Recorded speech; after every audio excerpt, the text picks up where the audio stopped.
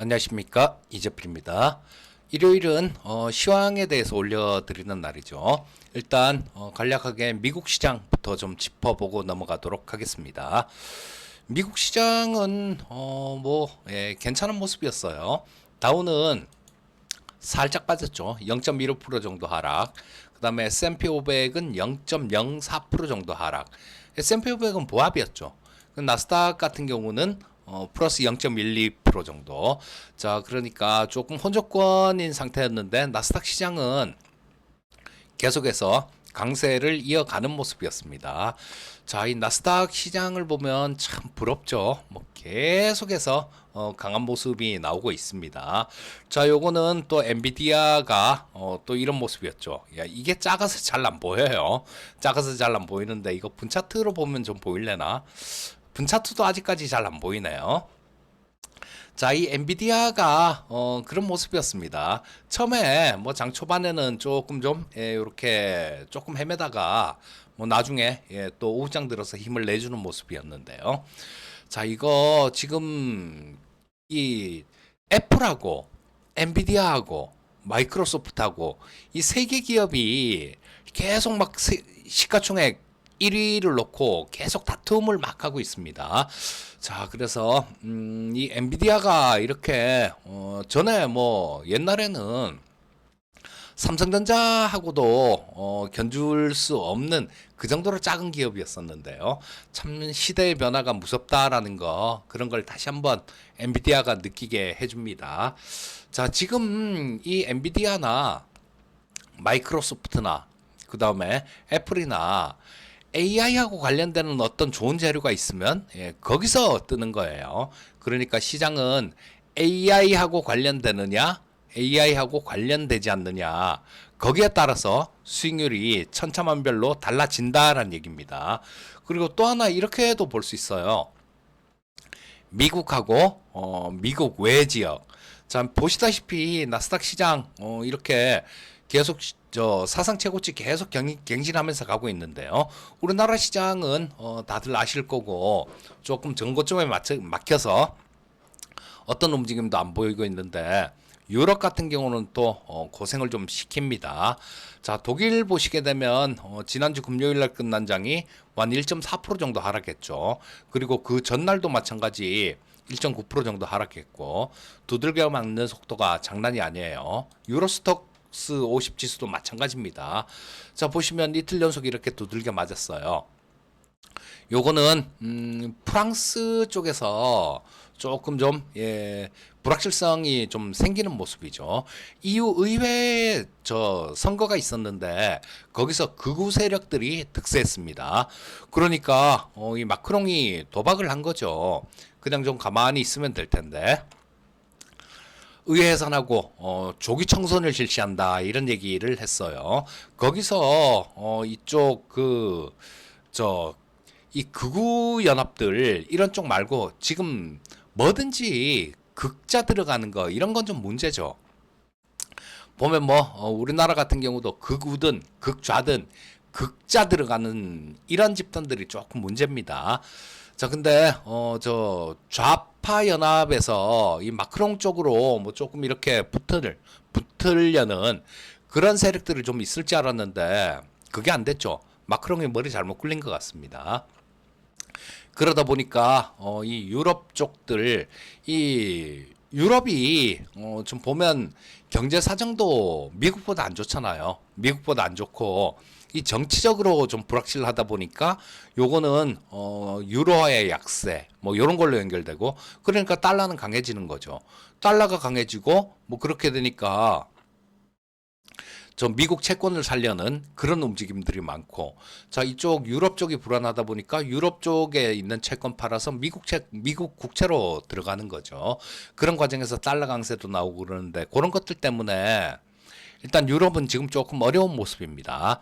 그리고 이 유럽 쪽이 조금 불안해지면 우리나라는 그쵸, 좋은 쪽에는 영향 안 받는데 안 좋은 쪽 이런 쪽은 영향을 많이 받습니다. 지금 미국만 좋아요. 미국만 좋고 이런 일들은 과거에도 좀 이렇게 많이 있었던 일인데 과거에도 항상 미국이 제가 걱정되는 부분들이 그런 겁니다.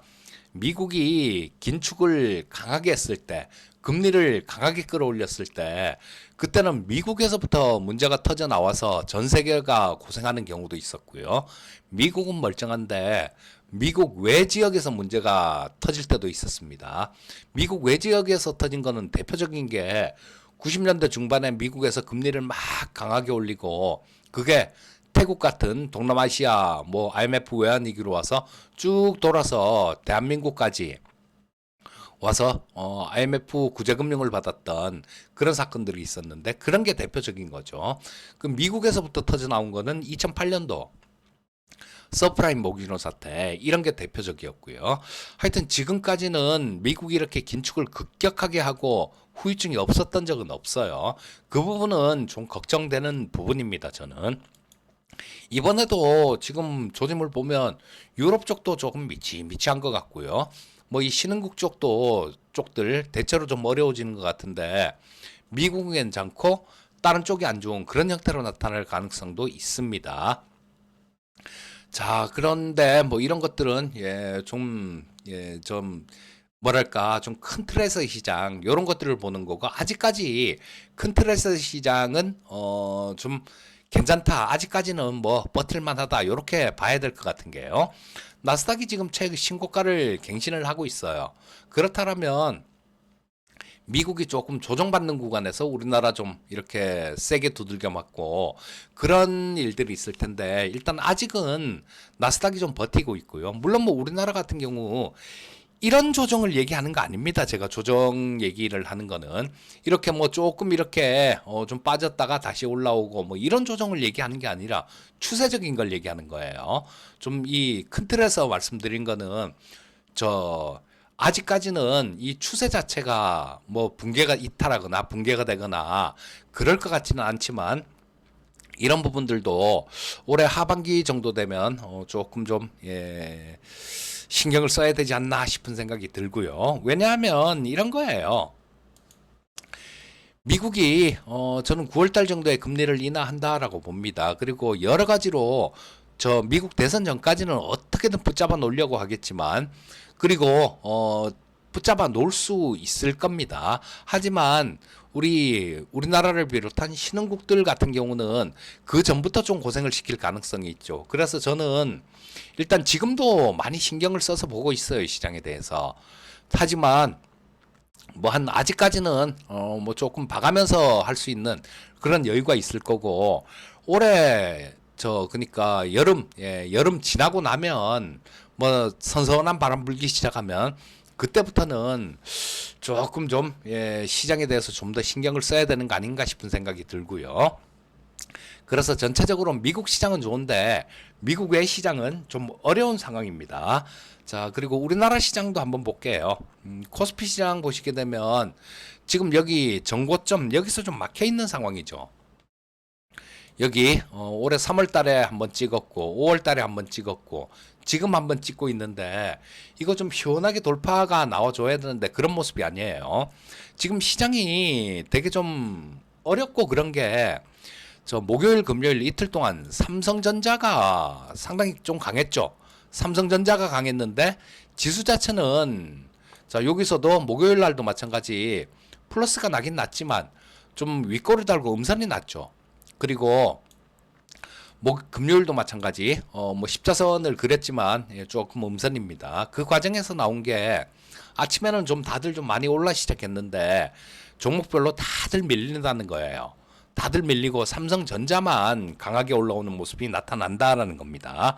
자, 요런 거는 일단 뭐 전체적인 시장 그런 틀에서는 좋을 거 없습니다. 그래서 지수 자체는 이거를 뭐 이번 주에 이 전고점 이걸 돌파해 주는 모습이 나오면 땡큐겠지만 일단은 그런 모습이 아닐 여기서 뭐 좀 또 저항받고 그럴 가능성도 있습니다. 자, 그러고 난 다음에 또 22평선 한번 뭐 테스트하러 가거나 뭐 그런 모습이 나올 수도 있고요. 자, 그래서 이런 시장에서는 어떻게 해야 됩니까? 쫓아가면 안 돼요.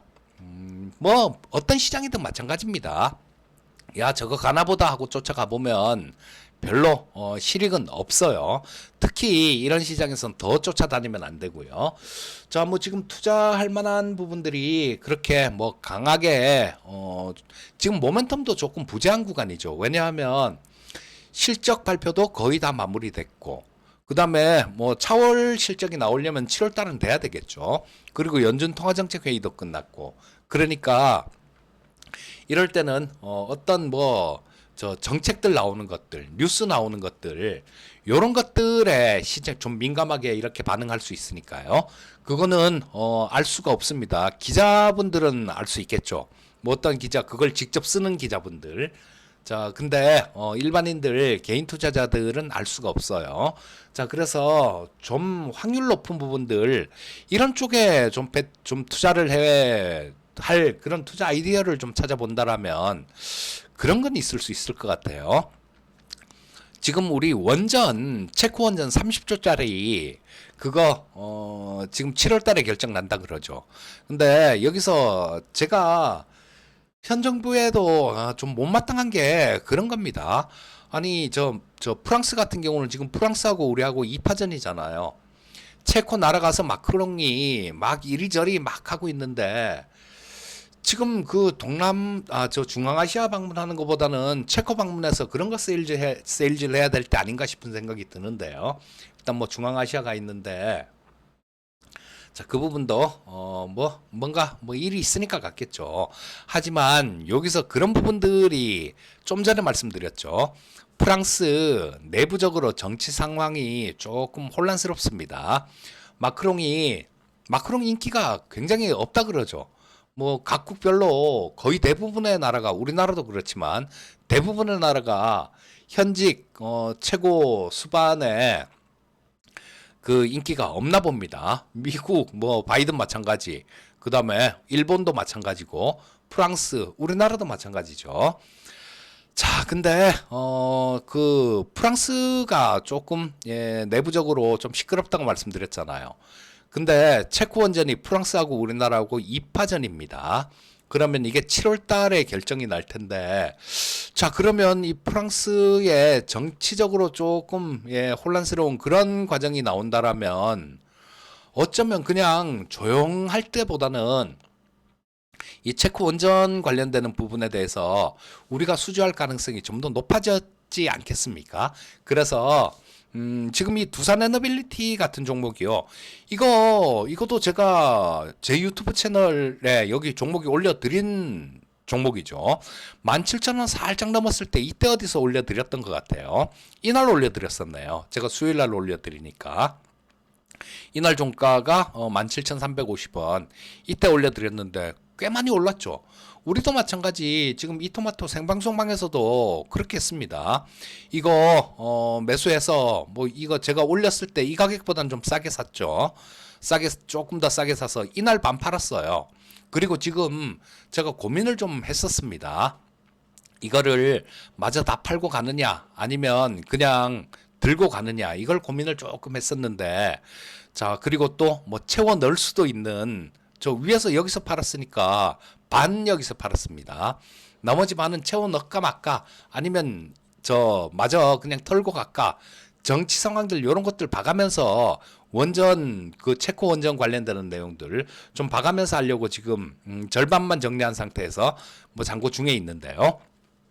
좀 들고 가 봐야 될 것 같아요. 좀 더 들고 가 봐야 될 것 같은 게, 지금 프랑스가 좀 시끄러우면 뭐 체코 원전이 우리가 수주할 가능성이 좀 더 높아지지 않겠습니까? 그리고 여기서 절반 정도 차익 실현을 한 게 있으니까 최악의 경우 그 체코 원전이 뭐 불발로 나오더라도 손해는 안 보고 이거 정리할 수 있는 그런 여건은 충분히 되니까요.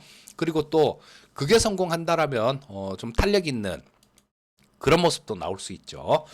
자, 그래서 일단 원전 관련주들 지금 이번 주에 뭐 조금 좀 왔다 갔다 하면서 반등 시도가 있었는데요. 요런 쪽들 뭐 좀 한번 노려보면 조금 좋지 않을까 싶은 생각이 들고요.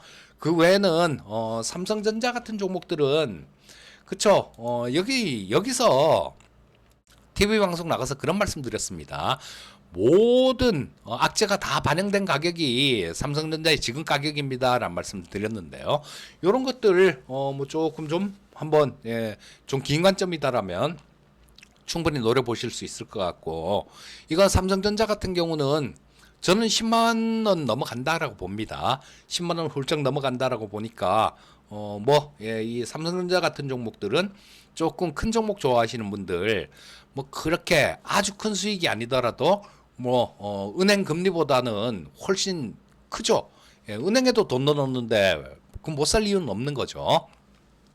그런 분들 한번 차분하게 좀 분할해서 매수를 들어가 보시면 이 삼성전자 같은 종목들 꽤 큰 수익을 주지 않을까 싶은 생각이 듭니다. 그리고 재료가 있는 종목들 위주로 살펴봐야 돼요. 지금 그 재료는 여러분들 다른 데서 어디서 듣는 얘기가 있겠다 이렇게 생각하지 마시고요. 저부터도 그렇습니다. 뭐 어디서 들리는 얘기도 있긴 있어요.